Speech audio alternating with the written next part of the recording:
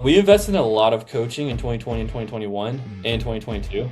Just as we were making money, like we put a ton of money back into coaching.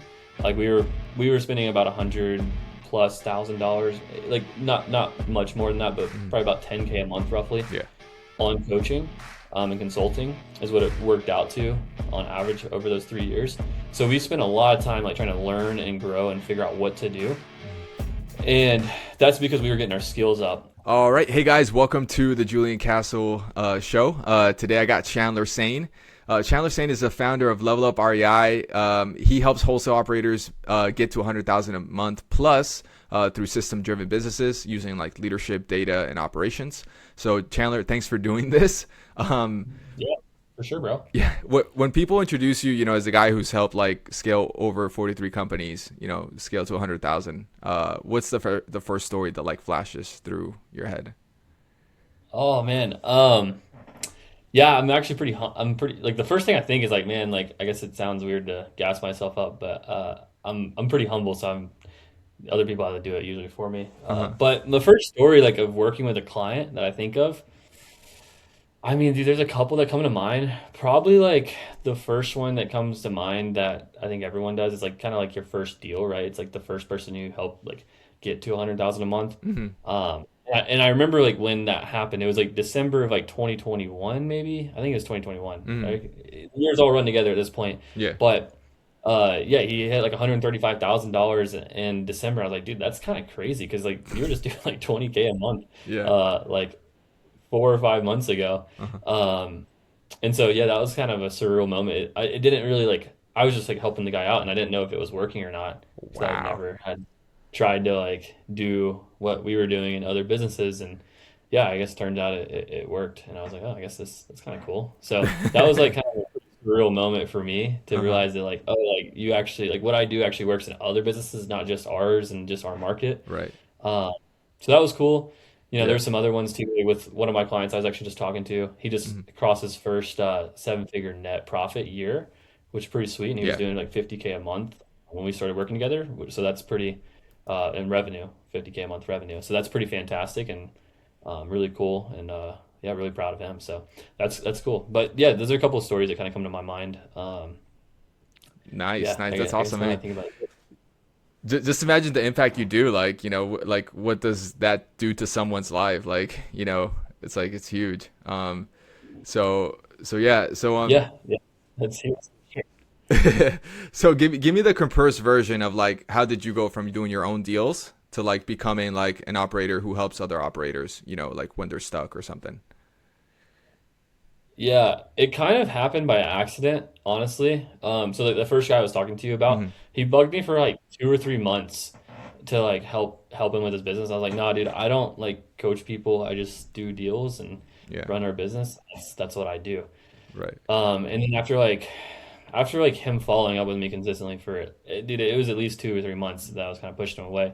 He finally like, I was like, dude, you know what? You seem committed, so like, fuck it, let's run it and see what happens. And and that was basically how it started. And then from there, what we did, me and my old business partner, we actually were like, well, Tiffany at the time, Tiffany and Josh had like been doing their virtual class, not too long at that point that they've been doing. It was like $1,000, and they would do like a 4 week, or I think it was 5 weeks of like five 2 hour calls. So it was like 10 hours of coaching or whatever. And Nice. we're like, let's just do like a full day, like on a Saturday, and just fucking tell them everything about what we do, marketing, sales, follow up, yeah, everything, like literally A to Z of the business, Hmm. basically, over like an 8 hour call. We did 8 hours live, and like we had like 46 people sign up and do it, and that was pretty sick. But yeah, like that one call, I remember it being so valuable. One, we got some like JV deals from it from people on there, but two, like a lot of the people who came to that, like I even talked to like still like now, and like they're still clients of mine today in like a different, in a different fashion. Like some of them we run ads for or whatever, Hmm. and like their businesses are super successful. But when that happened in like I guess that was like the very end of 2021, it was like October maybe. Hmm. Um, like all those guys were like in their like right around 20 to 22 age, and like now it's kind of cool seeing everyone mature. But that's basically how I got into it. Wow. Started doing it ourselves. In 2021, we did. like 1.8 million Uh-huh. in revenue. And so, we'd only been doing real estate for a little bit of time, but we were like, well, this is like, I guess we could start teaching some people who ask us. Mm-hmm. And then so we then started doing like an every other month event in Atlanta. Mm-hmm. And so we got that up to about like 70-ish people, plus or minus. Maybe our biggest event was like in the 80s, but Nice. usually about like 60 to 70 people probably. Yeah. We'd have like a live speaker come who we met in like our network, who would come and present, and then we would just pay for the bar tabs. It was like $2,000 or whatever to host like all these people, and it was just a fun networking event to hang out. Wow. And that was kind of how it started. We would get JV deals from it, and yeah, but that was basically kind of like the origin story of like how Level Up started and how we Nice. started like growing other people's businesses. But Nice. for me, and like you can ask questions. I'm just going to talk and interrupt me at any point. Yeah. But for me, the coaching side of it has like always been something that I really love. Played sports my entire life, so I Yeah. grew up playing baseball. Played baseball through high school, until I broke my back my junior year, Oh and then I had to wow. quit. But then I wrestled in college, and like I would always go back and like help the high school guys out, the school I went to, Yeah. on how to like get better. Uh-huh. And like I'd always had been pretty good at it. It was like something I was naturally good at. Like even in Yeah. like calculus and like math and like school, I would help the other kids out Mm-hmm. and just be like the way I explained it, they always seemed to get it and understand it faster. So I always like knew I was had like a natural like Talent. way Yeah. to explain to people, and I knew it was something I was always good at, but I never really thought it would turn into to much really. That's cool. I'm glad. I'm glad. Yeah. I'm glad you were led this way. Maybe naturally. Just by your natural. I guess skills. And when you were doing that 1.8 million dollars, what was your average assignment fee, and like what was the chaos level before? Like you had like implemented your system. Like how was your business before? Like you. Yeah. Yeah, so 2020 we did 700. 2021 we did 1.8, and in 2022 we did like just like 2.85 or something like that. For just like kind of like the journey of like how we moved past. We invested in a lot of coaching in 2020 and 2021 Mm-hmm. and 2022, just as we like were making money. Like we put a ton of money back into coaching. Like we were spending about 100+ thousand dollars, like not much more than that, but Mm-hmm. probably about 10K a month roughly Yeah. on coaching, and consulting is what it worked out to on average over those 3 years. So we spent a lot of time like trying to learn and grow and figure out what to do. Mm-hmm. And that's because we were getting our skills up. And so like a lot of the systems and stuff, like obviously they come from like running, you know, a business that does like, around 90 deals a year, Yeah. plus or minus for multiple years. Mm-hmm. And like when you do that and you have multiple team members, you have to like you have a lot more complexity. And so you have to create good systems to do things. But ultimately, it allowed us to like learn how to do the deals at a higher level, Mm-hmm. which creates better systems for us to convert more of our contracts to deals. But to give you like a full overview, I think what you asked is like deals and deal size. 2021 1.8, like we started doing in 2021. We started doing novations like Q4. I think it was like November. Mm-hmm. So we only wholesaled and we did some wholesales. Not Wow. too many wholesales, but Mm-hmm. we cherry picked some wholesales. Yeah. Um, I honestly don't know our average deal size. If I had to guess, it was around 20. Okay. It was between 17.5 and like 22K. Nice. I don't know exactly where it landed, but it was somewhere around there. When we started doing novations, like right when we started doing it, one, the market was really hot, Mm-hmm. but our deal size went up to like 45 grand, which was super. It's just because we're Wow. taking our cash price homes and Yeah. putting them on less. And at the time, like the funds in Atlanta were buying like crazy and paying way over ask. So we were definitely getting lucky on a lot of those deals, but Uh-huh. it brought our deal size like with novations. We kind of stopped wholesaling a lot because what we realized, like it all depends on like we stopped getting as many distressed deals when we stopped doing like wholesale only and we started doing novations. Mm-hmm. And so that was one of the mistakes we made is we didn't focus enough on like the type of property and pitching them cash only if it's like a wholesale type deal or if it flip type property. And so we stopped getting as many of those deals. So basically we just started either wholetailing it or doing novations because we pretty much were getting much more like move in ready type properties consistently, Yeah. or they just needed a little bit of work.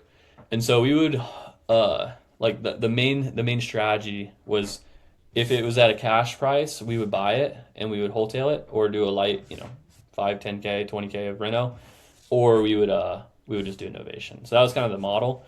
and our deal size was about like 35K doing that. Wow, that's amazing.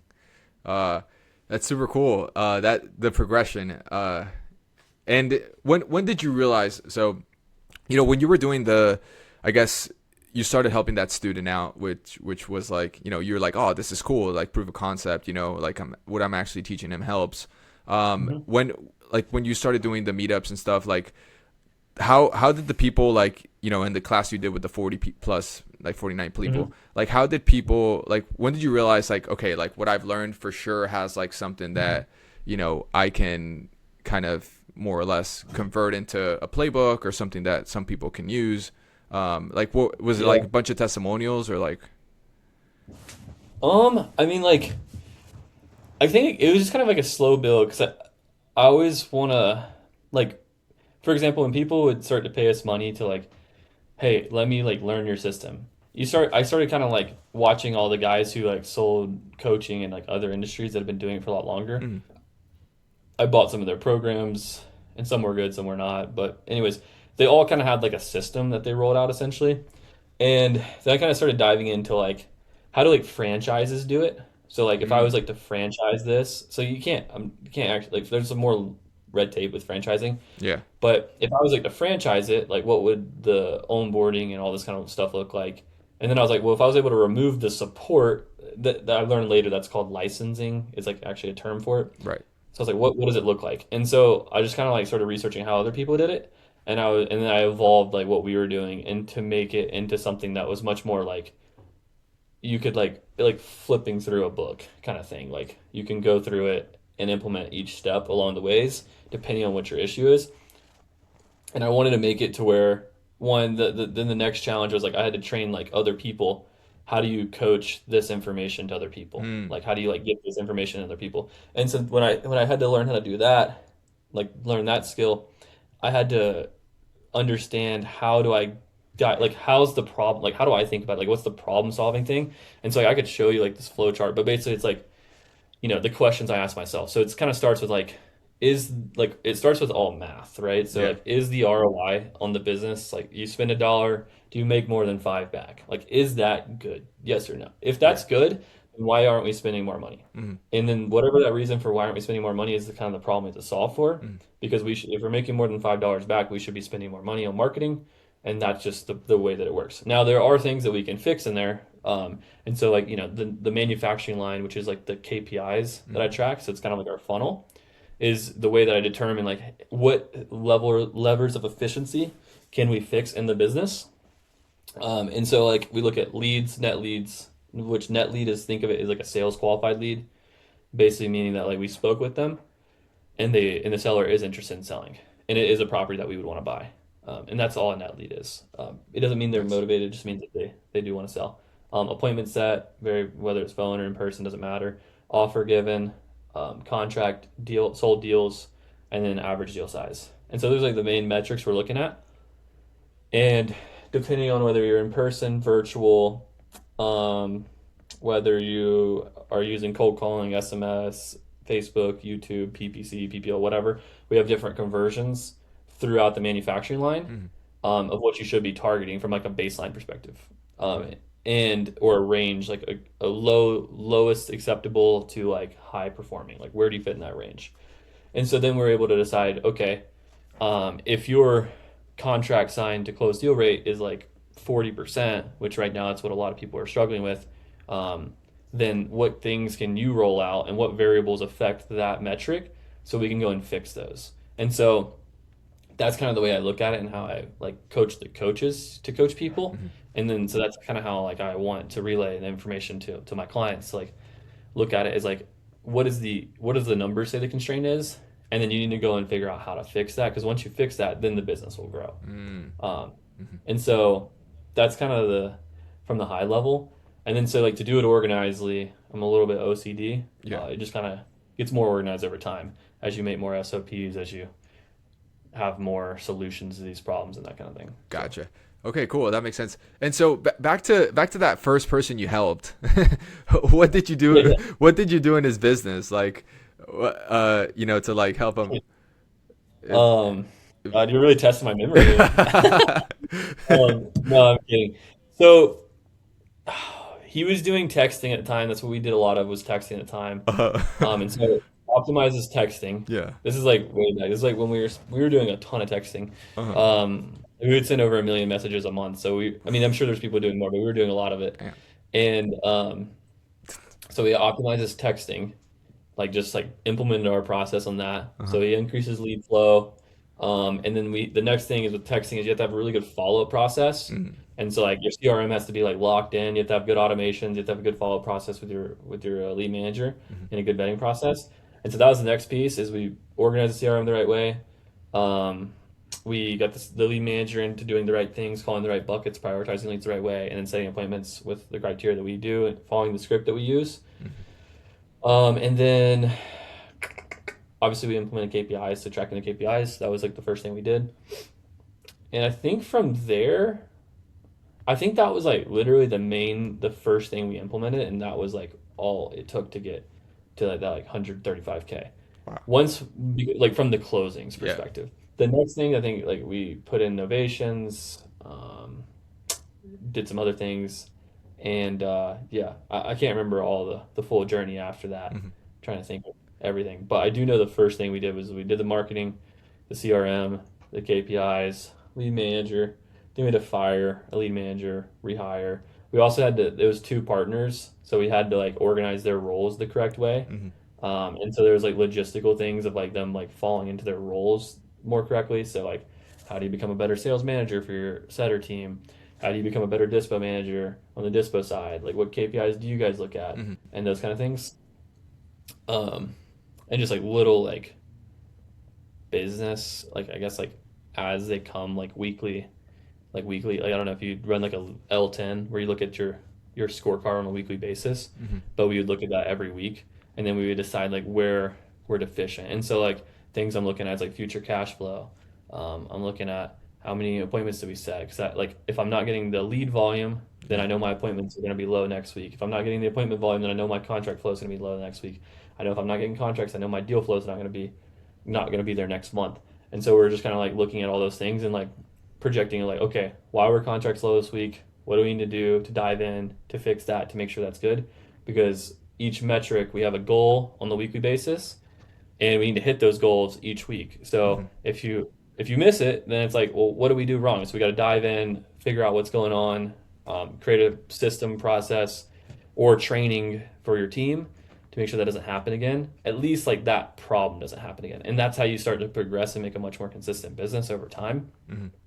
Um, and you avoid some of the pitfalls of like, because I think it's like easy if you're earlier on in business to like go like 2-3 weeks without a contract or with like lower lead flow or whatever.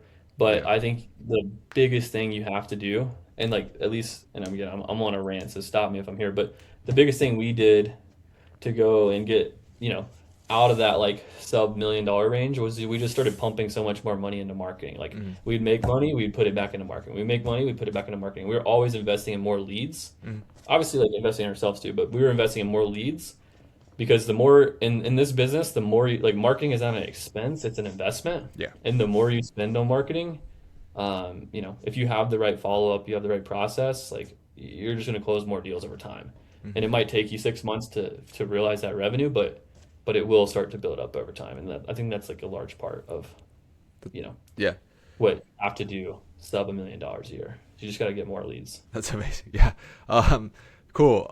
So we already identified some things to do, right? What do you think are the most common fake problems that they tell you that they have, and what are like the actual constraints that you know that actually are if I mean, I think like the most, yeah, there's so many. I'd say most people think they're really good at sales and they're not. I think that's the biggest one. yeah, Like fake problem. People tell themselves they're good at sales, but then it's like me and John Lalonde talk about this like all the time. But it's like yeah, we just kind of laugh about it. Most people think they're good at sales, and then you actually see someone good at sales, and you're like, oh, I fucking suck.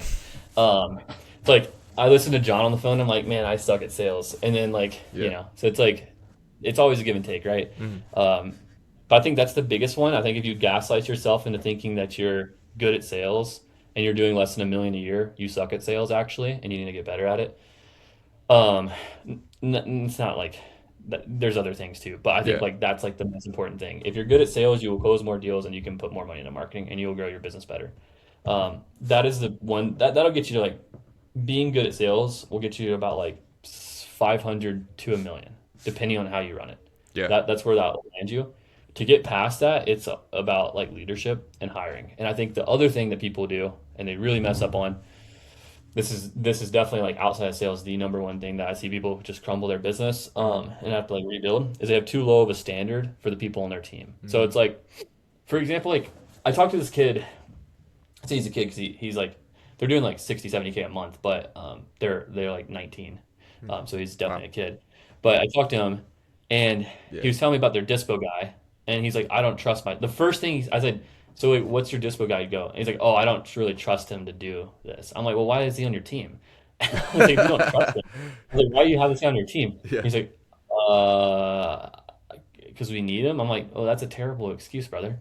Yeah. Like hire someone different and like hold like. And I was like, why don't you trust him? And then like it kind of came back to like he wasn't doing the outreach that was neat. Like it just like shady stuff, right? I'm like, this is clearly like you should have nipped this in the butt like 3 or 4 months ago when this happened. Yeah. And that's probably why your contract to sell deal rate is a lot lower than you want it to be. Uh-huh. Is because you don't have a dispo guy who's actually trustworthy, doing the right thing, that kind of stuff. Yeah. And like, there's like those type of problems, or it's like someone will hire a sales guy Mm-hmm.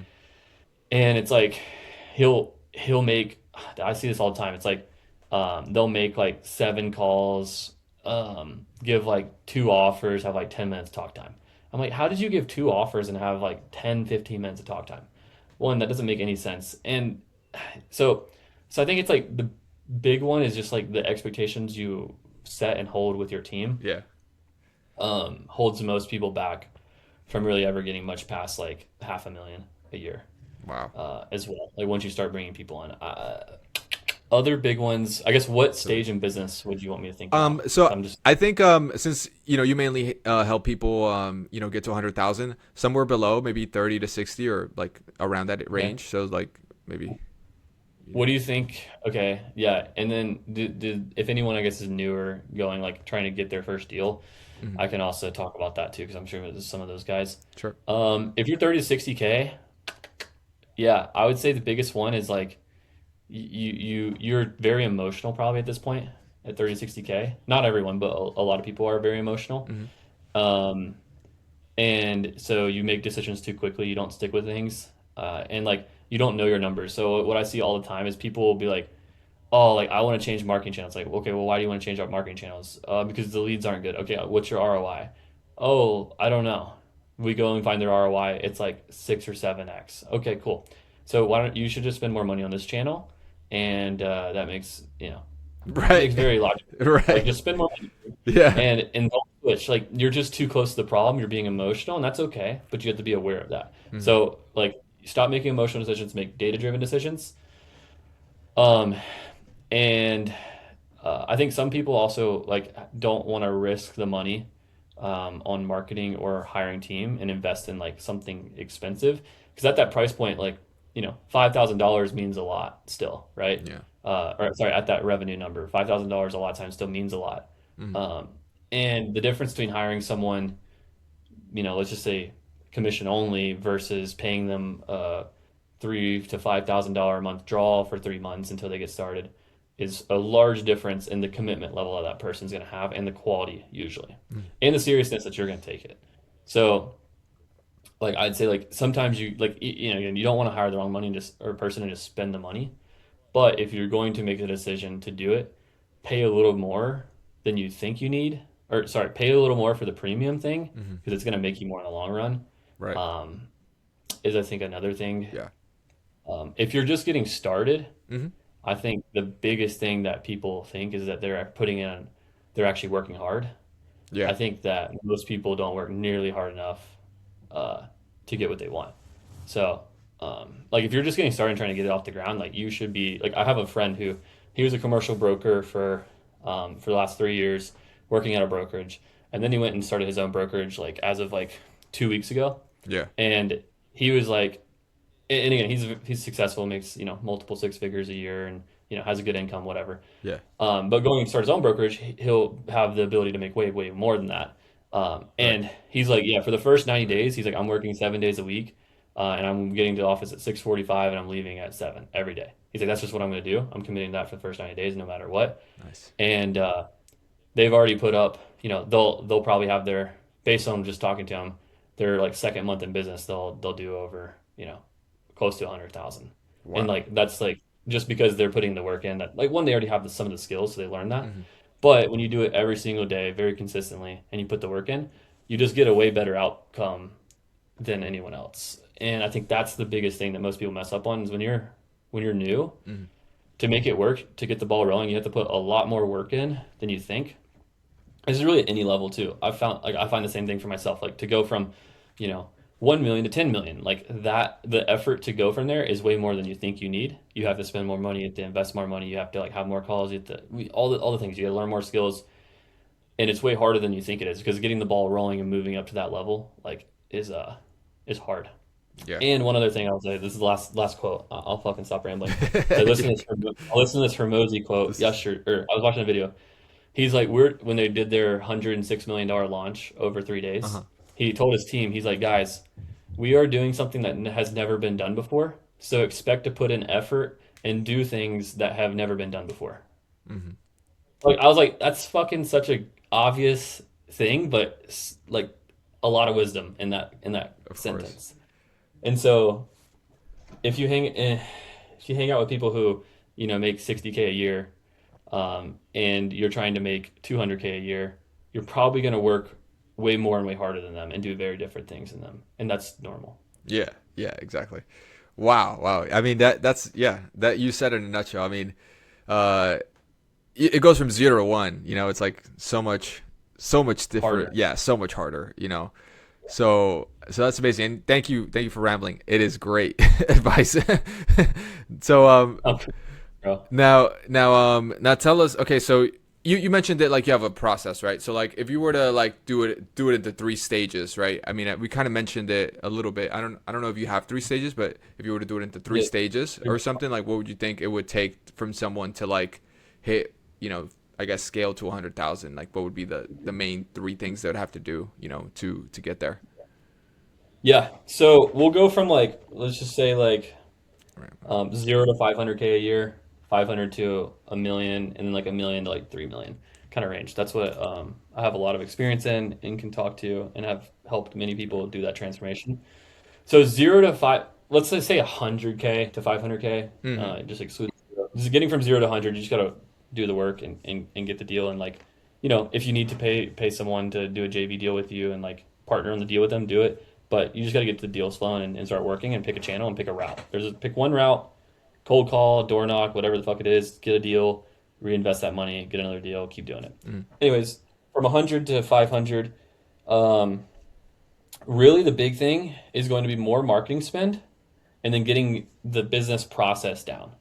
So going from 100K to 500K is we need more leads, more sales calls, more offers, more contracts, more deals. It's very basic. So it all starts at the top. It's like we just got to get our marketing spend up as high as we can, which means we have to get deals consistently and like be profitable on a monthly basis. And you got to keep taking that profit from each deal and putting it back into more marketing. Mm-hmm. So every month you close a deal, ideally, again, if you're doing the consistent work on your side, so we'll assume like consistency and work ethic is there. Yeah. If you when you get a deal every single month, which if you're doing this every single day and doing it consistently and practicing, you should be consistently getting that.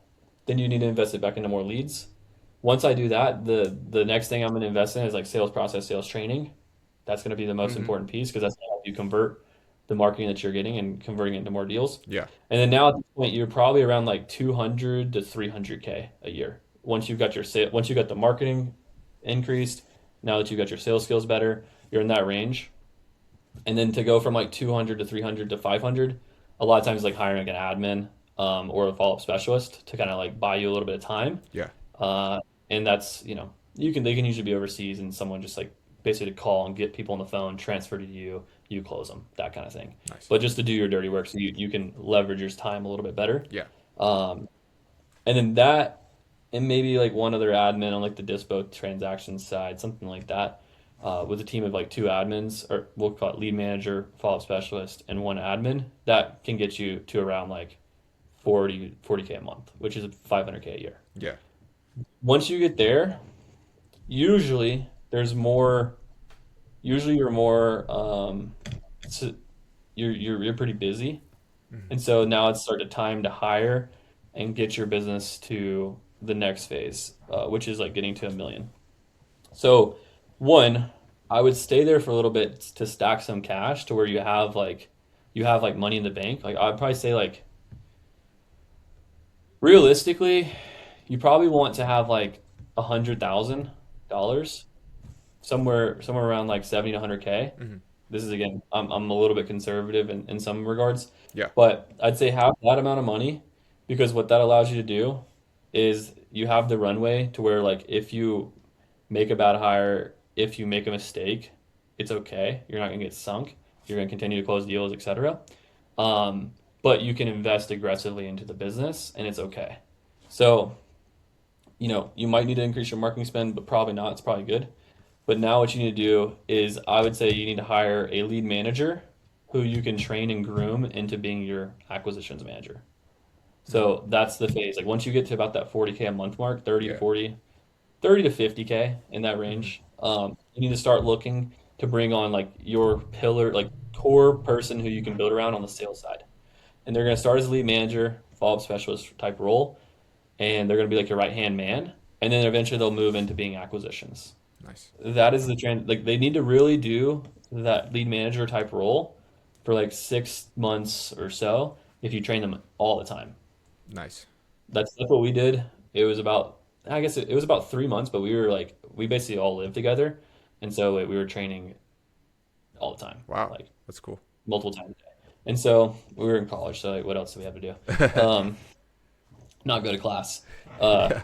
so anyways, then he became in acquisitions, and then about after, and then like the first like 2 3 months of acquisitions, it was a lot of like joint closes, Mhm. and then he was like closing deals on his own, and so it took about like 6 months. Um, but the biggest key is when you bring this person on and promote them into acquisitions, you can't stop producing revenue because like the base you have, like let's say it's 50K a month, you can't go below, like you need to keep producing that. So you still have to be full-time acquisitions and producing the revenue, Yeah. dispo and everything, and then also train this person. Right. And so like it might mean you're just gonna have to work more, is usually what that means, Mm. or be more efficient with your time. Yeah. Um, and so that's the key. And then once this person starts producing, then kind of together you're closing deals. And then now you're getting closer to that $1 million a year mark, is where you should be getting, because now you're both closing deals. Maybe you're like 50%. You're like 50% capacity on the appointments. He's 100%. But because you're better, you're probably producing the same amount of deal flow. Mm. Uh, and and then eventually he'll get fully better. And then now you've put your marketing spend and your lead flow to the point where you have enough lead flow to bring in a second acquisitions person if needed, or that other guy is now as good as you and can take all the appointments and close deals. But usually, like an acquisition guy, like does like 700 to 1.5, somewhere in that neighborhood, for per acquisition person. I just say like 1 million a year per acquisitions is kind of like the target. Mhm. So you can kind of do the math on that. Yeah. Um, and then once you get to where you're getting about 6 contracts a month, you're gonna definitely like start to need a dispo person, dispo TC, Mm. and so that's like around, and 6 contracts, like 4 to 5 closing, Mhm. maybe, or 6 to 8 contracts, somewhere in that neighborhood. You're definitely gonna need a dispo person. Yeah. And I would pair that with a dispo admin. Dispo admin essentially is gonna be the person who does like all the paperwork, all the work getting the people out to the property, Mhm. and then they can do some of the grunt work on calling and getting new prospects. And then Dispo's job is converting people who come in to the property and then negotiating, closing the deal, essentially, all that kind of stuff. And then the Dispo person will eventually become the main point of contact for the seller. But you, as the business owner, your role kind of shifts once you have 2 acquisitions. You have the dispo admin, you have the lead manager, maybe you have 2 lead managers at this point, depending on your lead flow. Mhm. Your role is like all-time underwriting, producing more deal flow. So whether that's call reviews and like hopping in on sales calls, whether that's like people setting you up with like TOs, where they like set it up to talk to like the manager, or you taking some overflow appointments or whatnot. And so that'll be part of your job, but you're underwriting every deal still. And then probably you're likely going to be the point of contact for the seller Hmm. until you can train the dispo person up into doing that, because that's a very delicate piece of the equation Yeah. and one of the harder things. And if you mess that up, your conversion rate from contract to close is going to go down a lot. Yeah. Um, and so that's going to be one of the last things you're going to delegate. I'm just thinking of all the pieces here. What else would you be doing? Obviously, you'll be doing some of the finance stuff. You'll be raising money. At this point, once you're around a million, you're gonna be like, or 500K, you're gonna be like looking to take down like your first property and buy it. And so my belief is do it and buy a couple with like a JV partner, like one of your buyers who you trust, know well, Yeah. and you know he does good work, and like they're like you vetted them, like they're good at what they do. They're not in a bad cash position, like they're professional, and then you can do a couple deals with them and learn from them, and then that allows you to get the experience you need to be able to get good terms with hard money, to be able to go and raise private capital if needed, and to be confident to go in those deals yourself. And that's kind of like going to be a big building point, because you're going to need to start. You need to start to do that to really move consistently past like that million mark, without growing your team size massively, because you need to get your deal size larger, Mm. as is like a really huge element. And like when you go from like 100 to 500, just backtracking here, going from 100 to 500, it's also like a large part of that transition is deal size. So is being able to do bigger deals, getting your deal size up to like 20K in that range. Mm. And then now that you bring people on, you have like you only have to close five to get to 100. Right. So I only need to close like 10 or 15, 10 deals to get to 100. That's just a lot. So Right. that's a big part of the journey. Yeah, I can go on and on, but I feel like that's probably a good point to stop. Yeah, yeah, that's awesome. And just to clarify, for the people, when you mentioned that you said that you want to work with someone like a JV partner who's going to help you take these down, you're talking more or less to take them down to do wholesales, right? Hotels or flips, yeah, however Hotels you are want to do it. So, like for example, our first deal, one of our buyers who we'd done 6 or 7 deals, we talked to him all the time. mm, He's a friend of ours. Um, we had a my garage is going up, whatever. But we had a duplex. It was like 600 ARV, 600K ARV, which is pretty high for the time in Atlanta. yeah, It needed a lot of work, probably like 80 to 100,000, but it was like a good deal. We had it like we had it in like the 200s, like high 200s, or right at maybe 300, something like that. yeah, And so we partnered with them. We said, hey, 50-50. All we ask is after we do a couple of these, you give us access to your private lender. And because it was a good deal, pretty much a home run, best area of Atlanta, like we couldn't basically write up a better deal. He was like, let's do it. I'm down. And yeah, that was basically how it kind of worked. nice, nice. That's good. Building relationships, it's important. Yeah, Uh, exactly. You got to do that. Yeah, if you're not doing that, you definitely should be. yeah, talk a little bit about that. What about like building relationships? Like, why does that matter, and how does that help? Over the long term. Well, I mean, I'd say like if you ever watch any like show on like politics or something, like for example, I'm watching the show Homeland. Have you ever seen it? It's kind of an older Netflix show. Uh huh. Um, and this one guy, he comes. It's basically the plot of the story is this guy comes back from Iraq. He was a prisoner of war for the terrorists for 8 years. He gets back, Yeah. and then he's like an American hero, right? Is that kind of like frame him? One of the I won't spoil the story if you guys want to watch it, but basically what happens, like the all the political people like want him to be like, they just start coming to him, right? And then now he's a congressman, then he's like on the ballot to run as vice president, and like this all happened in like a year. But Right. none of that like let's say like none of that happens. He meets none of those people, none of those things happen to him. He's just a normal guy who has PTSD, that lived in a bunker and was tortured for 8 years, right? He's a normal guy. Now Right. he's a congressman on the ballot, and so like running for the highest office in the world. Yeah. Um, and the point is, it was about like who he knew, and he got lucky with the circumstances to meet these people. Not that and the whole point is he didn't actually even want that in the movie, but the point is like, um, he without those relationships, he never gets those opportunities. Mm. And so if you don't know anyone, like I mean, I guess like I'll give you a good example. A guy I met 5 years ago at a mastermind. My Yeah. business is bigger than his. Now his business is bigger than mine, and we are friends, and we still talk to this day. And we share and help each other out, and I learn things from him. He learns things from me. But without like, there's been so many things where if when I call him, he has an answer. He calls me, I have an answer, and it's mutually beneficial.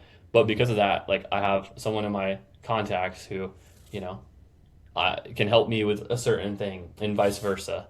And when you do that, and you have the ability to get, you're like one call away. So like even if you need a problem solved, and you're like one call away, it's not a problem. You know, does that make sense? Yeah, yeah, yeah. Um, Of so course. I guess like I don't know if I answered that the best way possible. Yeah. We kind of got sidetracked in the story, but the relationships you have open doors. Hmm.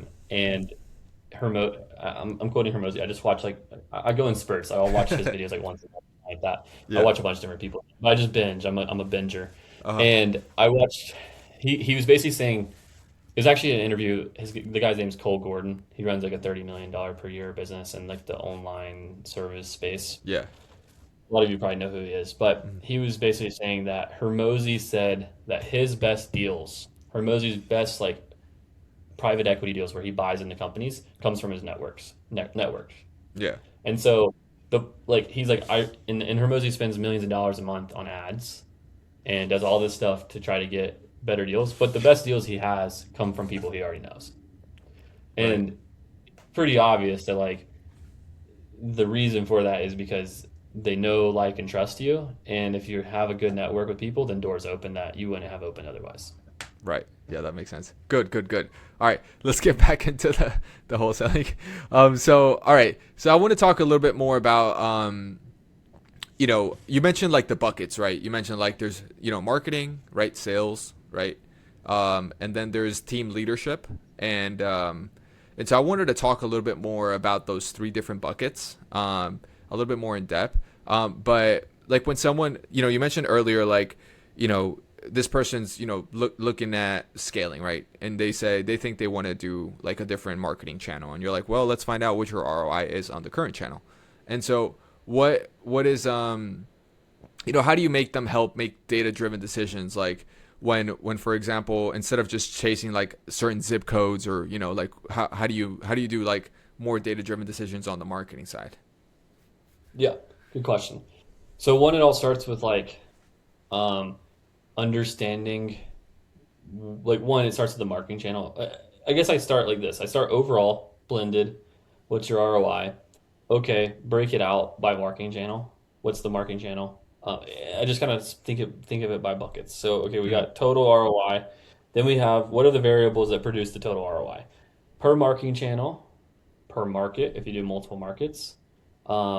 Then it even breaks down to, well, who's talking to the leads. So per sales rep. mm, It goes into, then we have things like of the actual property type itself. So how many bedrooms, how many baths, like what's the buy box, like ROI kind of by a buy box.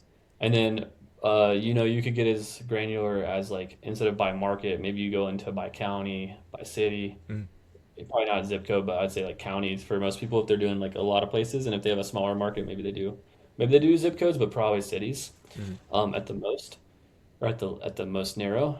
And then you can kind of run the ROI by in your manufacturing line and sort it by like by market, by marketing channel, by sales rep, et cetera, et cetera.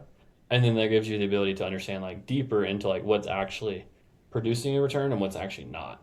Um, and so like you know, most people think it starts with overall ROI and then good or bad, spend more money. But then the question is, okay, well, where do I spend more money? Is always the next question. Right. And so you have to understand what drives results to a deeper degree to know where to spend money and be a better capital allocator. Um, and so that's where it comes in. Just simply, which marketing channel is working better? That's a very simple one that you can look at. Okay, PPL has got a 2x, PPC has got a 3x. I don't know, Facebook has a 5x or something like that, right? It doesn't really matter what the channels are, but okay, let's spend more money on Facebook, let's spend more money on PPC, whatever you want to do. But look at it very simply. And Yeah. then when you start spending more money, what happens is you have a diminishing return. Hmm. And so you have to go deeper into your return to understand. where is that diminishing return happening? So like now I spend, instead of 10K a month, I'm spending $15,000 a month, but I'm still closing the same number of deals. So what happened? And then you can go a layer deeper into like your sales reps return on investment. So like, hey, this guy is producing, for every lead he gets, he closes 1 in 20. For this guy, it's 1 in 30. Okay, well this guy is 50% worse. And so that means that he's actually probably losing me money. And so when we did this analysis, like ROI by sales rep, Mm, you can see the ranking of like, okay, I spent $200,000 on this guy's leads. He only made me 300K. That's 100. That's not a very good return. right. This other guy made me 900,000. So we need to give more leads to this guy, Right. and then probably fire this guy, and that kind of thing. Yeah. And so you just wanted to be able to do that throughout. But when you look at the ROI and you take the manufacturing line next to it, you can then say, okay, well, if industry standard lead to appointment rate for an inbound channel is like 50%, let's say that's what I need to hit. I need to go from lead to appointment about 50%, and I need to offer 80% of those appointments. Then you can say like, well, my current lead to appointment is only 20%. Well, dang, if I got it up to 50%, I would double my business, or a little more than double my business. So then you can look at it and be like, okay, well, how do I increase that, right? What process is it? And then you'll set more appointments, then your close rate will drop. Then you have to get better at sales and understand how to convert these leads at a higher rate.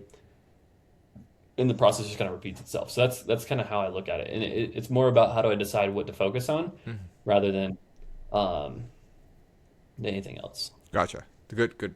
That's awesome. Great. So now when we talk to sales, basically more or less that second part of the business, right? You mentioned that's one of the major problems that you see that business owners have in the wholesaling space. They think they're great at Every sales. business. Yeah. Well, Wholesaling is a very sales intensive business, but continue. yeah, yeah. And so, how do you know that like someone has a sales problem? Like when you're looking at the numbers, and I guess how do you fix that? Like, what are the non-negotiables parts that you can like implement to like kind of get it to be of a higher standard? Yeah, getting better at sales takes time. It's a process. It's not like you can just flip a switch and be better tomorrow. Mm-hmm. It takes a couple months, 2, 3 months of training to like really like elevate to a higher level to not master but become much better. Mastering takes forever, and you never truly master anything. You're always getting better. But pick up my fucking soapbox here. The, when I look at the numbers, the simple way is like, what's the offer given to contract rate, and then depending on like what that is, like if it's yeah, depending on what that is, that tells me immediately like okay, they like let's say they're 10%. Like I have a guy who's doing PPC, his offer contract's 12%. I'm like, okay, you have a sales problem, that's for sure. So let's go in and fix it. And I can talk about how I'm going through that with this guy. Right. Um, and then the next question I have after that's like, what's your contract to sold deal rate? And if that's really low as well, then I know that for sure I have a sales problem on the dispo and acquisition side. Right. Um, yeah, and then yeah, so the other caveat to that would be if let's say they give an offer on every lead that comes in. There's some people who run their business like that. And your close rate's 10%. You're actually probably not that far off. So I kind of would run like a lead to contract number just to see if it's in line with like where it should be for the channel. Mm-hmm. Um, and then I would just be like, hey, you should probably be more particular on who you give offers to, so you're not wasting so much time. Um, and that's a different problem. But let's say this guy, I'll walk through his 12% close rate on offers given. His conversion's pretty decent for a contract signed to close deal. He's doing like 17 states, something like that. So it's it's a little bit more harder to convert on Dispel. Mm-hmm. But the first thing we did was one, we went through his script and I just confirmed that his process was actually was a good process. Mm-hmm. Second thing is I told him to send me some calls and I just went through the calls. And I haven't fully finished this because it was last night that he sent it over to me. Mm-hmm. But I went through like the first like discovery call he had. Um, and there's like some small things he could have done, like getting into more specifics, right? Like into the situation. So, like Yeah. it's like just like getting deeper into it, and it's not like that's what I was training with my sales team today too. Like we were going through a whole flow chart of like how to get deeper into the specifics and like what questions to ask. But by doing it and going deeper into each specific thing, but not specifics in the sense that like they're not impactful specifics. So like one of the things he was doing in the call, he was like asking about like so this guy was leasing the property to like their son, him and his wife were leasing it to their son. Their son stopped paying and said, "You got to give me the house." They kicked him out, whatever. All this kind of stuff happened. He kind of was kept asking about what were the terms of the lease and like all this kind of stuff, and like it's like he wasn't sure where to go with it, Yeah. and so he just kind of was trying to get more from the seller, but Right. he was asking like non-impactful shit. Right. But what he should have gone down is like, well, like, dang, like, I bet that was like really hard for you guys, like having your son in there and just basically, him getting corrupt by this like fiance is essentially what's happening, Right. where she's just kind of like taking it, you guys, she's just taking advantage of you guys. Like that would be like a nightmare. Yeah. And then like kind of go into deeper of like, well, like, what's that done with your relationship with your son? Like, what about the like, what does that kind of lean to? And just like having a real conversation about like their situation Mhm. and like how that relates to the property. It's like well, I knew you said, and then the guy is like, I don't want to like. Then he kind of went in. Basically, like my point is like he could have gone more into like the actual like impactful points that this guy cared about Yeah. and gotten those situations out. That guy really liked him. He understands exactly like before you ever give the offer, you understand exactly what the seller wants, and what they don't want and what they offer. So like when you offer them like, hey, this is the offer to get you XYZ service basically, or like to XYZ point to XYZ destination. And I think a lot of people don't ever get that. They just kind of go through like the pillars, the scripts, and then they just kind of give an offer, but it's not like a crafted offer to what this guy wants. Like, does that make sense? Like, it's not Yeah. like this is to get you closed out in enough time with enough cash so that you guys can do whatever else you want with this money, insert whatever else, or so you can get this headache off your plate, or so you can, move past this. And I know you got, the guy had like better things to do. He didn't get fully into the situation of what the guy wanted to achieve out of this, Yeah. but this offer gets you that. And Right. then that allows you to offer much lower. It allows you to have people stay on the phone. That allows you to negotiate with them, to remove bits and pieces from the negotiation. So like Mhm. when you give them more money, they give you something in return, that kind of thing. And it just makes it to where when you give them the number, they're much more bought into actually doing business with you beforehand. And so you're more likely to close a deal. You're not going to close all of them, but you'll close more.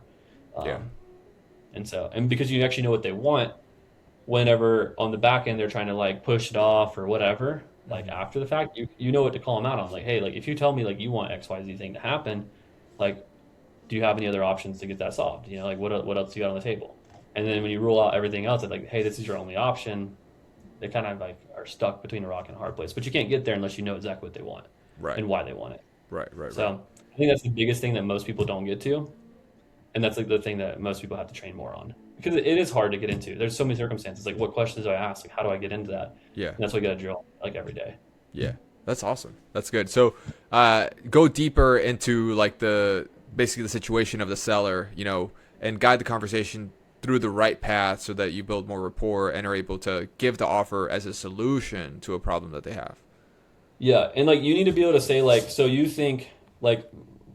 so you think that if we solve X, that's what gets you Y. Hmm. Like you need to be able to fill that in your head, like fill that sentence out. It's like if this guy was to close in 2 weeks, just get cashed out, so he didn't have to deal with any of the headache, the bullshit, or whatever with this property. Like let's say that's like what it is. Hmm. And again, you're trying to like make it to be a better statement, like the best statement you can get. That's your goal.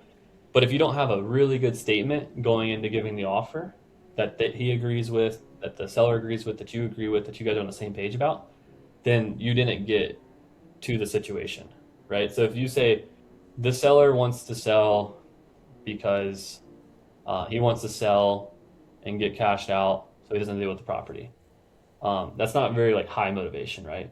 But if you say he Yeah. wants to sell because he can't stand the fact of like that he has to even think about this property, and he's not he's like I got way better and he has way better things to do than to deal with this property, and he will sell it for less, but he wants to do it to someone ethical, Hmm.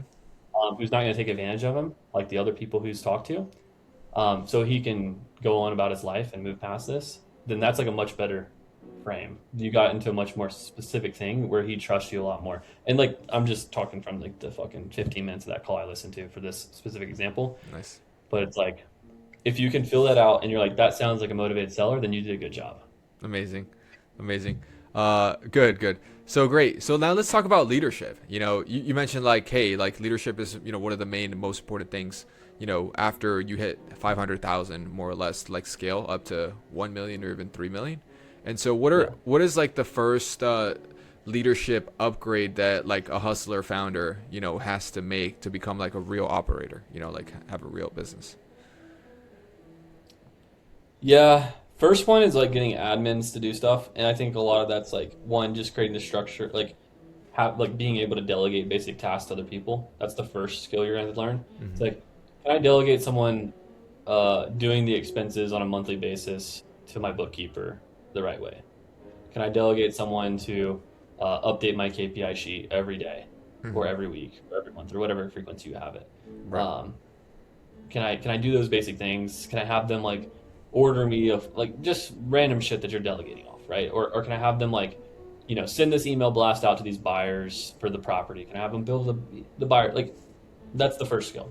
Get the basic things out of the way, delegate the basic shit, and be good at that. That's the first skill you have to learn. The other thing to that is making sure that they're doing it successfully. So not only just telling someone to do it, but making sure it gets done the right way. That's step one. Step two is going to be um, you're going to have to lead some sort of like salesperson that's like the follow up person. Hmm. So they're going to be talking to people. And so from that, really like a lot of leadership comes from the structure and the process you create. Hmm. And then all accountability is like holding them accountable to the things that you guys agreed on past and Right. previous. So if you agreed on we follow the process, we learn, we grow, we do all this kind of stuff, then accountability becomes easy because you already agreed on this up front. It's just a reminder of, hey, you agree on this, you're not holding your end of the bargain, I'm holding mine. Like we need to have a conversation about this to do better. And Hmm. so the next piece is like accountability mixed with so it's like like setting expectations up front. I'd say another skill you have to learn on the leadership side is going to be coaching. Hmm. So um, you're going to have to learn how to like coach people in a way that doesn't make them feel demeaned. So some people keep some people are really bad at giving feedback, and they just kind of like tell them like you need to do better or whatever. Like there's a lot of different ways, but you need to be able to give feedback consistently to people to where they take it, implement it, and then they feel empowered about going and growing. So like you have to build an environment for people to constantly try to get better. Hmm. Like my team texts me like every day. Like I get a text from like someone on my team every day about some way they can do their job better, and like an idea they have on how we can improve the process, something like that. Nice. That's because that's the environment and the culture that I've built, and I think it's a really important thing you have to have. And then it all starts with, I guess, like if I was really to sum it up, like the first thing you have to do, this is like probably what Tony Robbins would say if you were to ask him. Nice. His first step to leadership is you got to hold yourself to a high standard, Hmm. and then if you hold yourself to a high standard, then naturally other people are going to be held to a higher standard. So um, that would probably be actually like step one is like if you hold yourself to the highest standard, then other people are going to feel that, and it's naturally going to come out, and you're going to not tolerate it, right? It's like if you tolerate, if you only tolerate the best from yourself, then when you don't get the best from other people, you're not going to want to be around that, and so it should be pretty natural to like express that to other people. Gotcha. Yeah, and you just have to figure out how to say it in a way that doesn't piss people off, you know. Right. Uh, Yeah. but there's a couple books I'd read if you actually have a team. Hmm. Um, if you actually have a team like where you're managing multiple people, from a sales perspective, the Sales Acceleration Formula is a really good book for sales management. Hmm. I really like The Dichotomy of Leadership is Hmm. a really great book by Jocko Willink. And then Multipliers is another good book. But I mean, those books like kind of like all talk about similar things, but they outline like different examples and ways to communicate the idea. But those would be, I mean, I'd start there if you're going to try to read. But a lot of it comes back to the communication and being clear with your communication and holding people accountable to the expectations that are given. And the third piece would be, which is where the book Multipliers comes in, is they explain like two types of leaders. You have diminishers and you have multipliers, and they talk about ways you can be a diminisher. Um, and like there's some obvious ones that are like kind of like narcissistic type behaviors, and then there's some like less obvious ones that are like you think you're actually doing your team a service. Like for example, it's like let's say you came to me, Julian, and you're like, hey, like I have this problem, and I'm not sure what to do. I would say, and like a lot of people naturally say, hey, go and do this.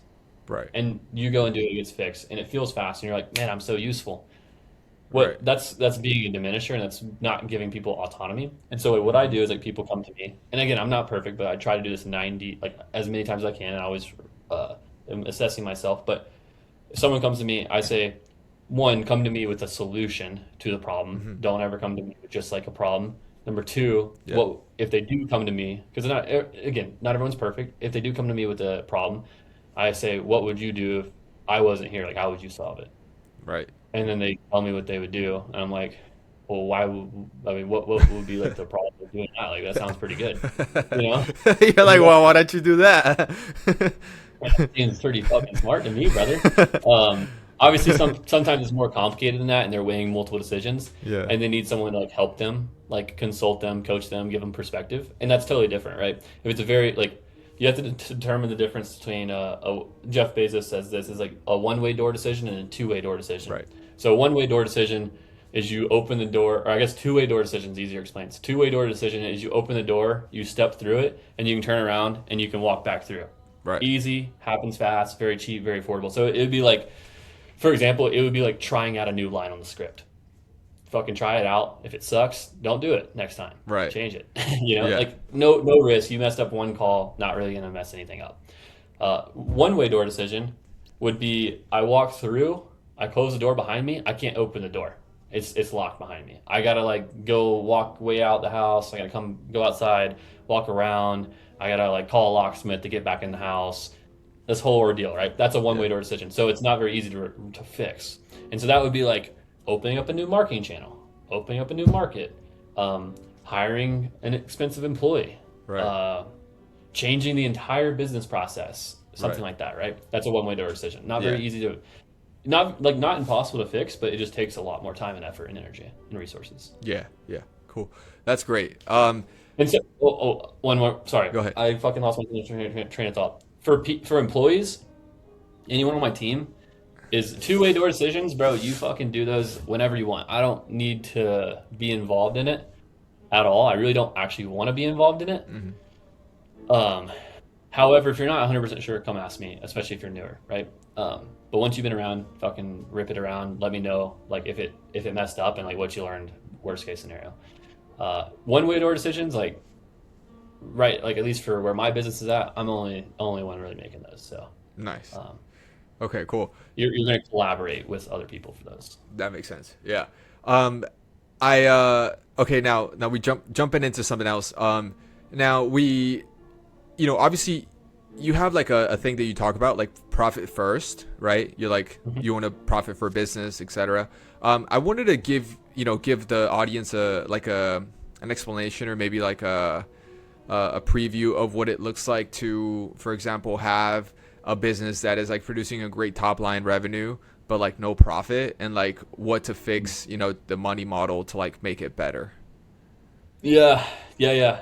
Um, well, first it starts with looking at every expense and deciding like, did it like what dollar value did it produce?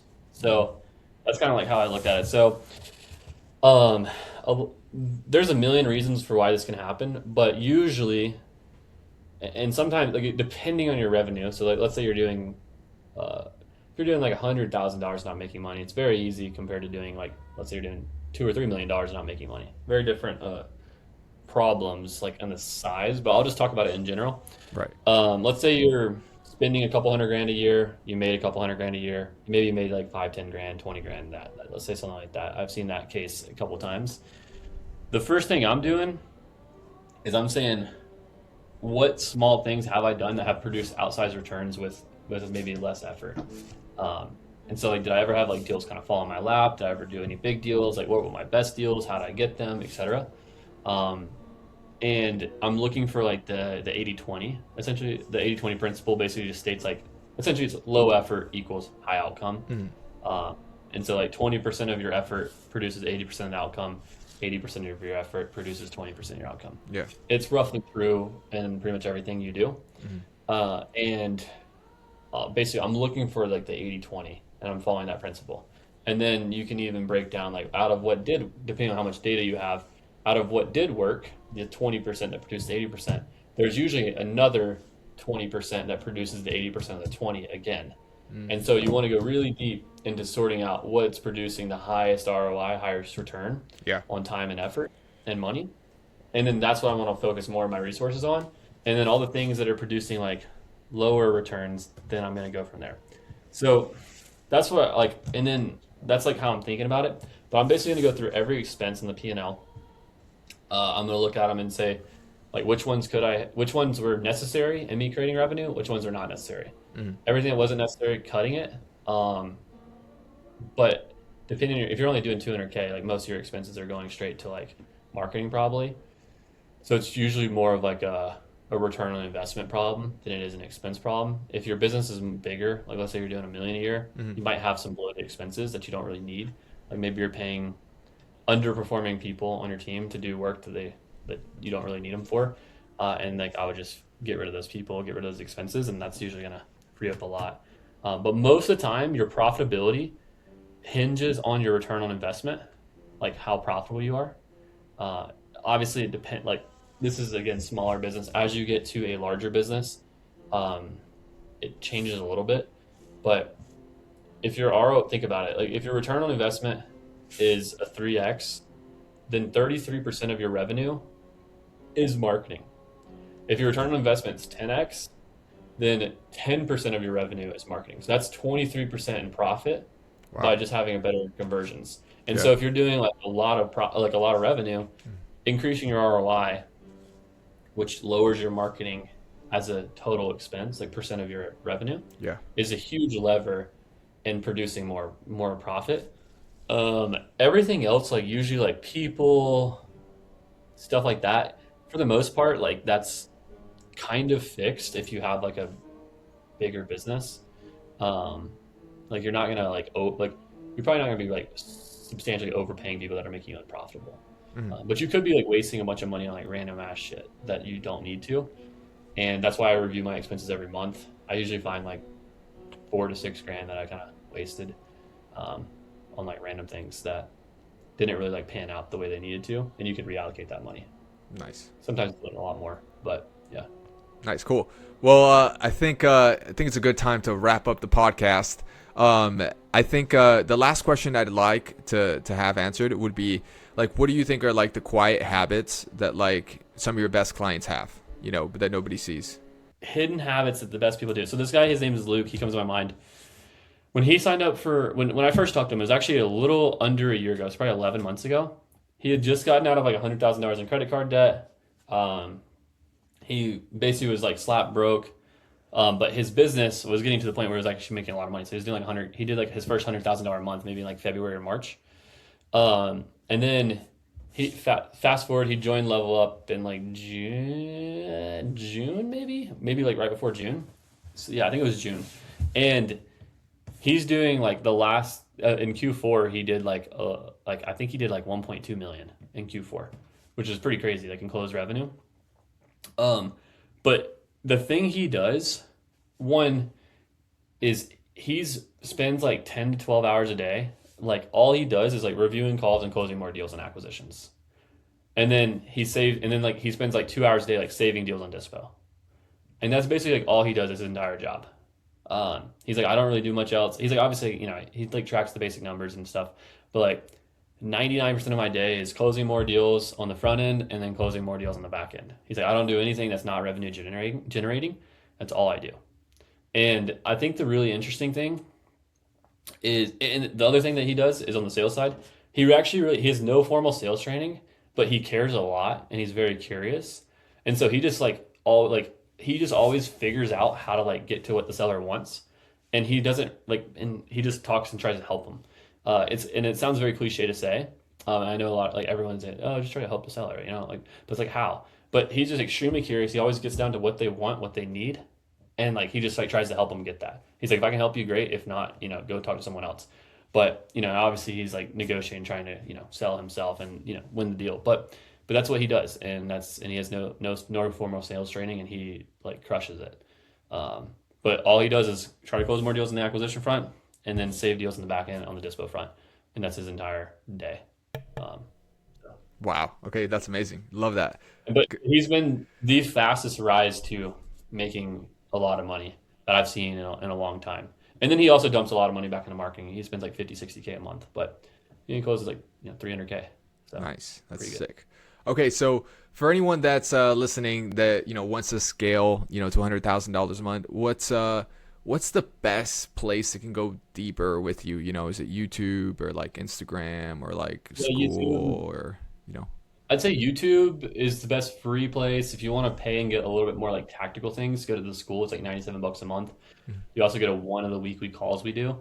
mhm. And then like if you want to pay and have like a one-on-one coach or work with us directly, like you can message me on Instagram. On the YouTube videos, there's like a book call link if you want to do that. But yeah, if you want to go and check out the YouTube, it's just at Chandler Sain on YouTube and Instagram.